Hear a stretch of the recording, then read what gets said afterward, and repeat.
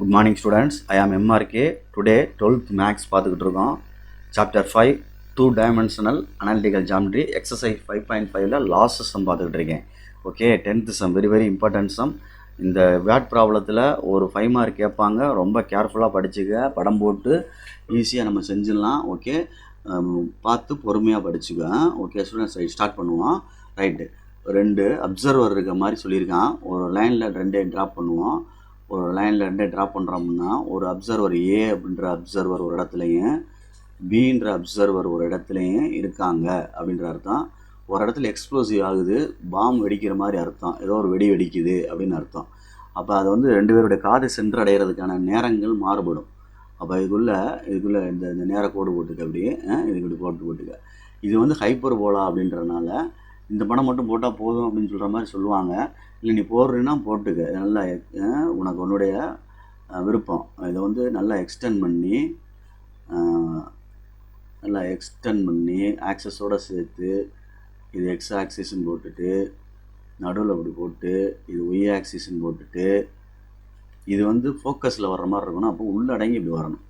இது இந்த லைன் மேலே இப்படி வரணும், அப்படி வரணும். இதுதான் ஹைப்பர் போலாக உள்ளது. ஓகே சொல்கிற ஸ்டூடெண்ட்ஸ், இந்த ஏக்கும் பிக்கும் உள்ள டிஸ்டன்ஸ், மொத்தமாக ஏக்கும் இந்த பிக்கும் உள்ள டிஸ்டன்ஸ் வந்து 10 மீட்டர் அப்படின்னு கொடுத்துருக்கு.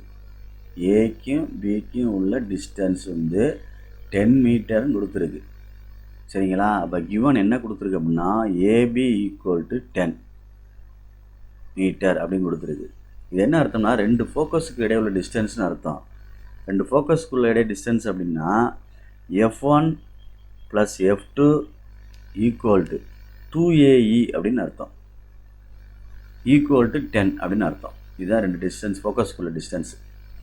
சேம் டைம் டிஃபரன்ஸ்னு ஒன்று கொடுத்துருந்தான் பாரு. டிஃபரண்ட் அப்படின்னா வித்தியாசம்.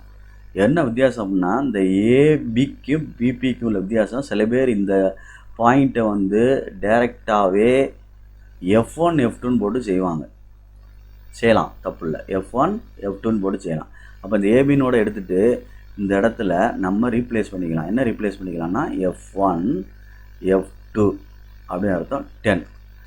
சரியா சொல்கிறது? F1 F2 அப்படின்றது என்னது? ஏபி ரெண்டுக்குள்ள டிஸ்டன்ஸு 2 ஆட் பண்ணியிருக்கேன். 2 F1 F2 சீக்வல் என்னது?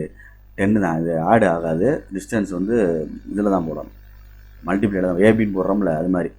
அப்போ இதை போடையில் அப்படி தான் போடணும். சரியா? சாரிட்டா தம்பி, கரெக்டு தான்.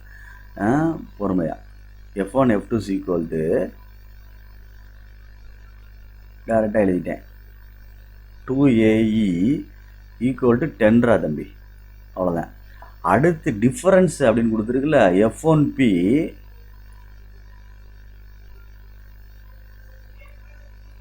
F2P இது வந்து length of the major axis சொல்லுவாங்க. 2A length of the major axis, இல்லைன்னா டிரான்ஸ்வர்ஸ் ஆக்சிஸ். இதில் புரிஞ்சுக்க 2Aன்னு அர்த்தம். அப்போ இதை டிஃபரன்ஸுன்றனால மைனஸ் அப்படின்றலாம். இது எங்கிட்ட வேணால் போட்டுக்கலாம், மாடலஸ் போடுறனாலும் போட்டுக்க, மாற்றி கூட போட்டுக்கலாம், இல்லை சும்மாவோட எழுதலாம். ஆனால் 2 சைடு மேக்னிடியூட் வேல்யூ மாதிரி மாடலஸ் போடுவாங்க. சரிங்களா? அப்போ இதுதான் அவன் கொடுத்துருக்கான். Equal to 2A equal to எவ்வளோ கொடுத்துருக்கான் அப்படின்னா 2A ஈக்குவல் டு கொடுத்தது கிவன் 6 அப்படின்னு கொடுத்துருக்கான். அப்போ A ஈக்குவல் டு ஆட்டோமேட்டிக்காக என்ன வந்துருச்சு? 3 அப்படின்னு வந்துருச்சு.